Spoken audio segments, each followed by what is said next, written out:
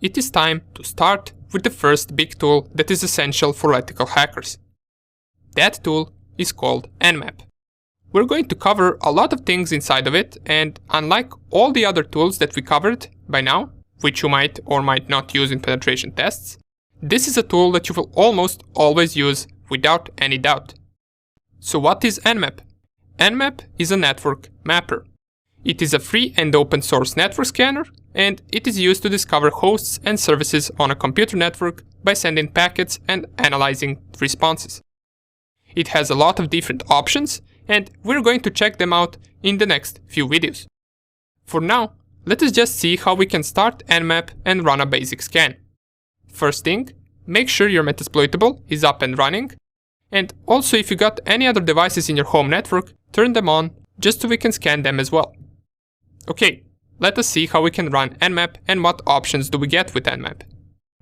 Just like all the other tools, we can get the Nmap help menu by only specifying Nmap in terminal or specifying nmap --help. And you will see right away we get a lot of options right here. And this right here is just a short help menu. We will see the longer menu once we start experimenting with these options right here.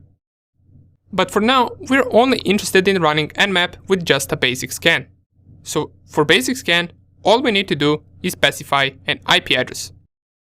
If we go to the help menu and you scroll all the way to the top, we should see target specification right here. It tells us that we can provide a host name, an IP address, or a network for scanning. And below that we got some of the examples of what we can specify with Nmap and what is the syntax for specifying hosts.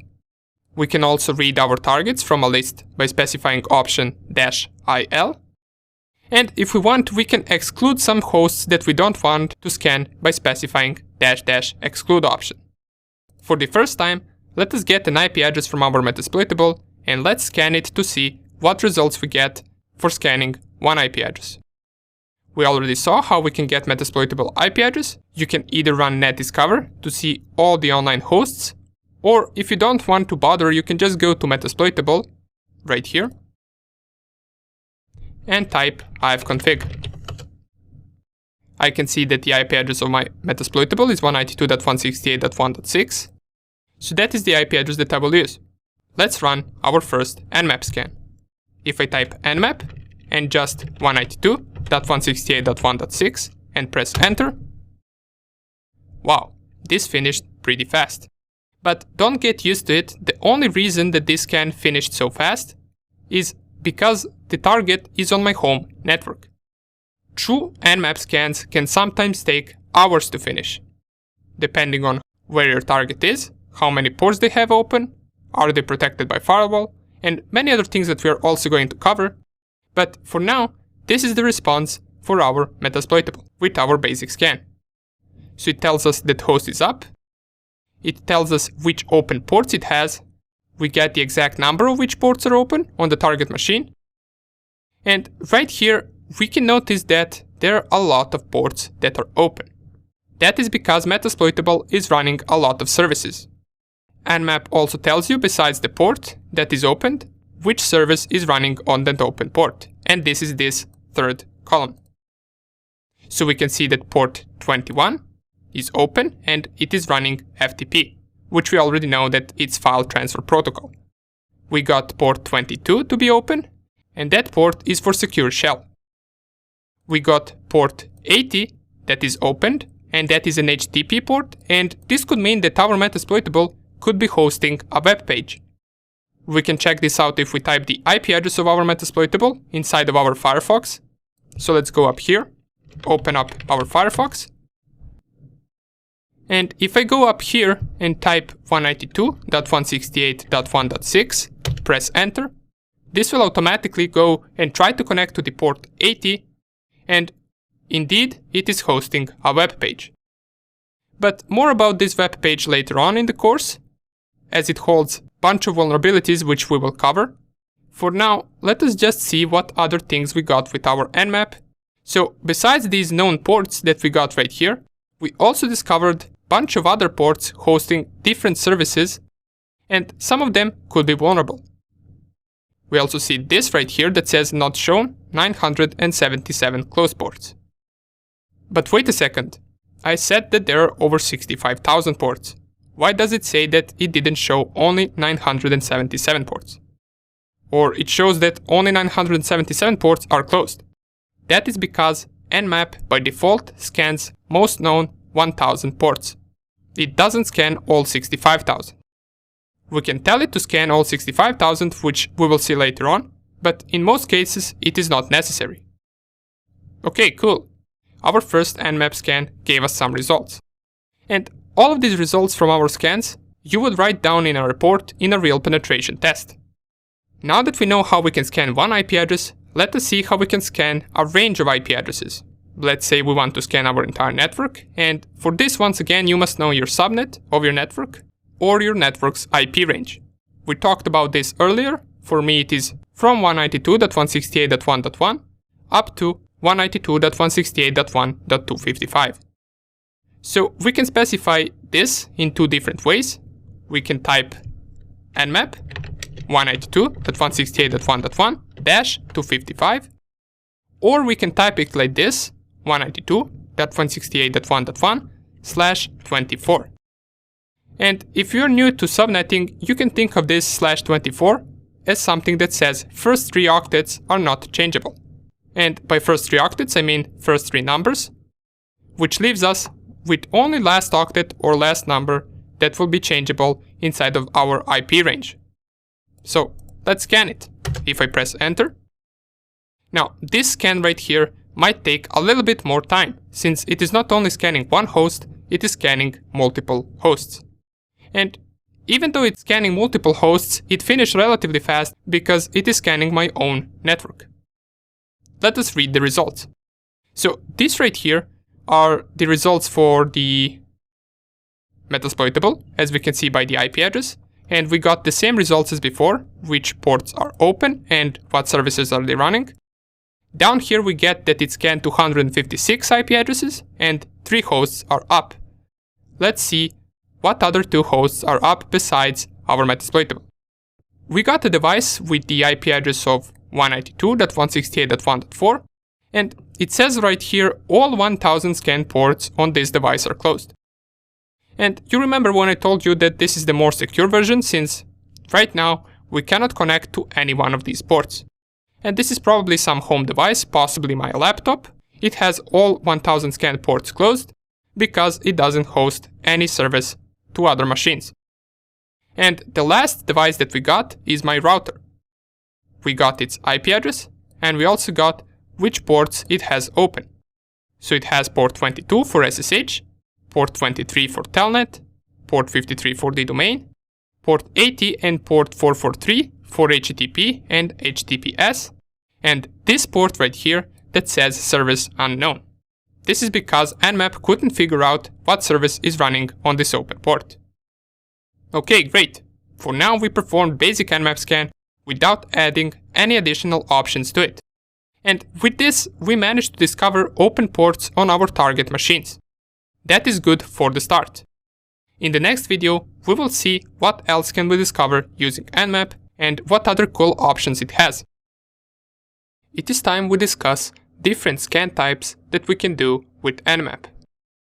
Now, Nmap is a huge tool and it offers many different types of scans that we can perform, and we will be covering just some since there are a lot of them. However, at the end of this video, I will give you a really good tip as to how you can really master the Nmap tool.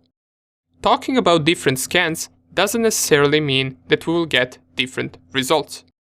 Matter of fact, many of these different scans will give us the same result.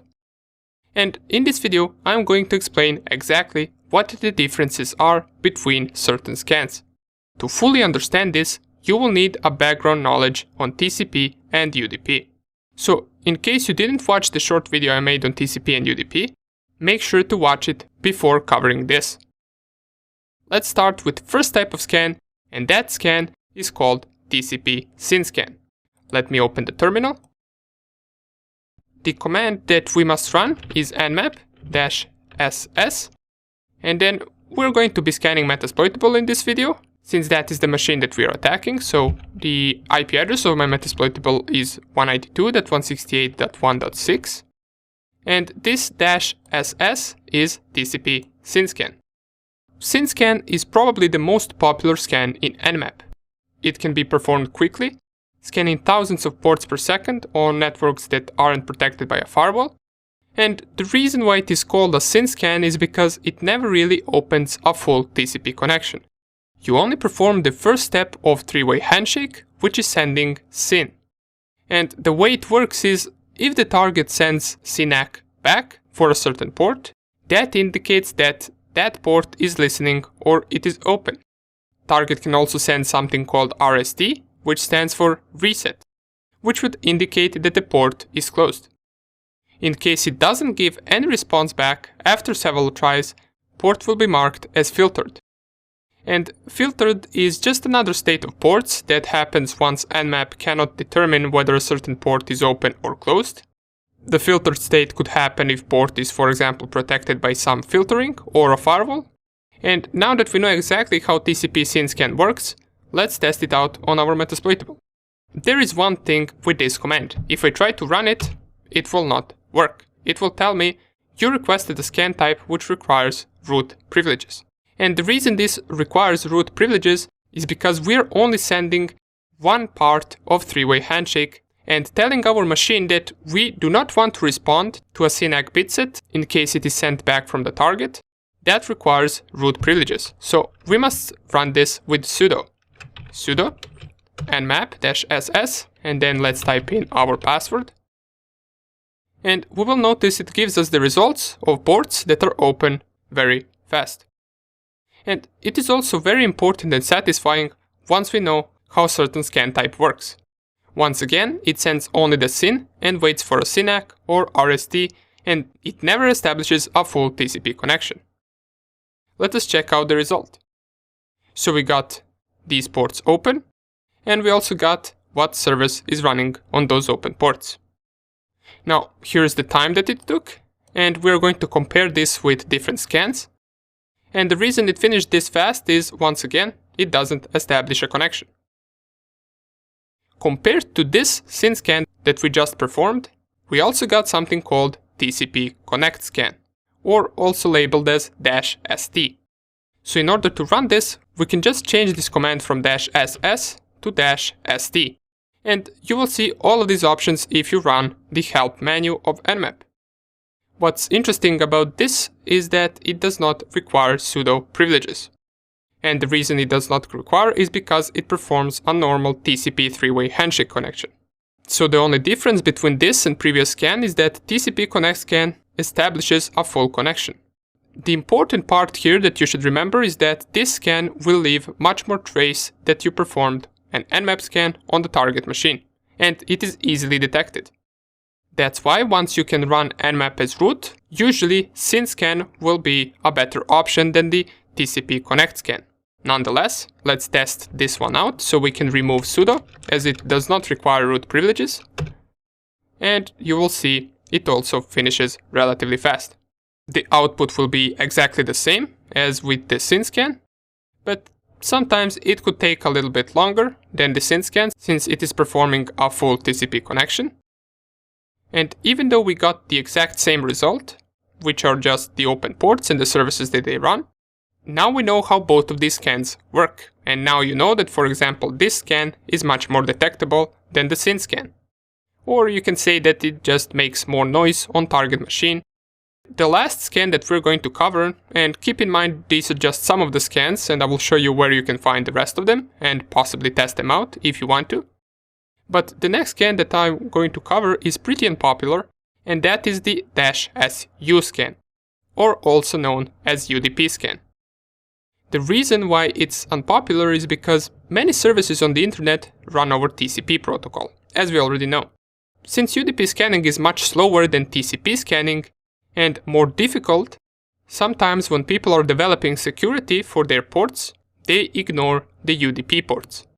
And this results in a mistake, as there are a lot of exploitable UDP services, and we should never ignore this scan just because it takes time.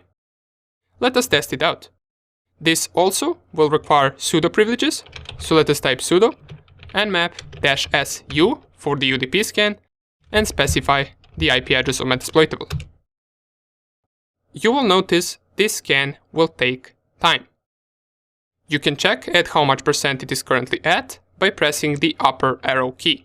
So if I press upper arrow key, down here it will tell me it is currently at 3%.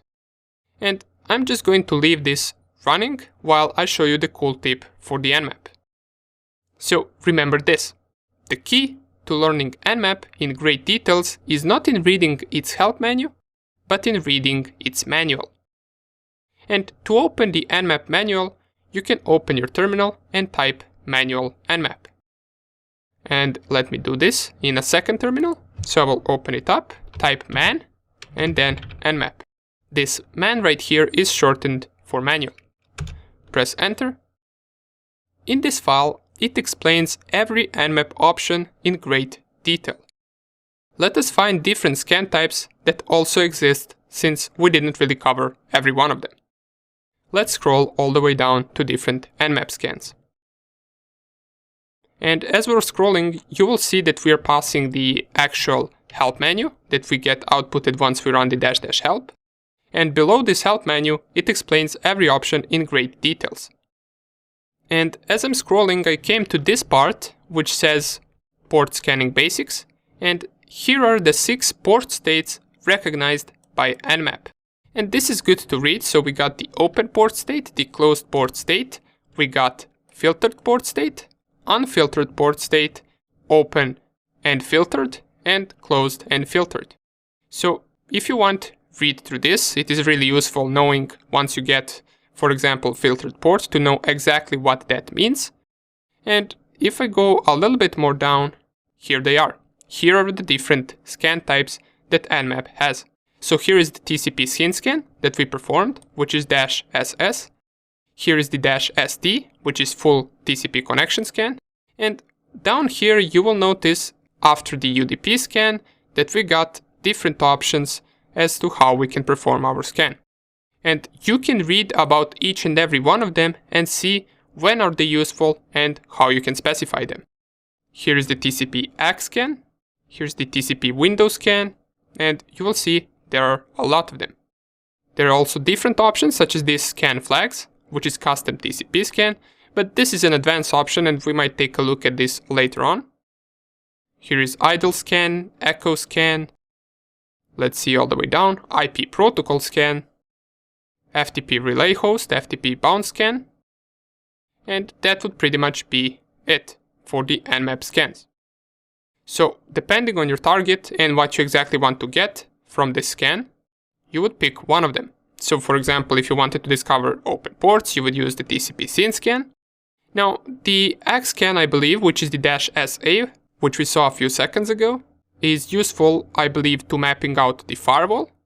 Just read through them if you have time and you will discover how they work and when are they useful. So let's see how much percentage our UDP scan is at. So it has finished about 1/3 of the scan, and we know that this will take at least 10 to 15 more minutes, so we're not going to wait this. And by the way, about the Nmap manual, you don't need to read that entire file, just it is good to know that it exists. So sometimes when you forget something or you want to check out if Nmap has some other option that you need, you can just open that manual and read until you find what you need. Nobody expects you to know everything inside of that file, but after some time you will start picking some of the commands up and memorizing them. Cool. We covered a lot in this video. The next 2 videos will be even more important. We're going to check how we can discover operating systems that our target machines run and what versions of services are they running on an open port. Which is, remember, one of the most important things that we want to find.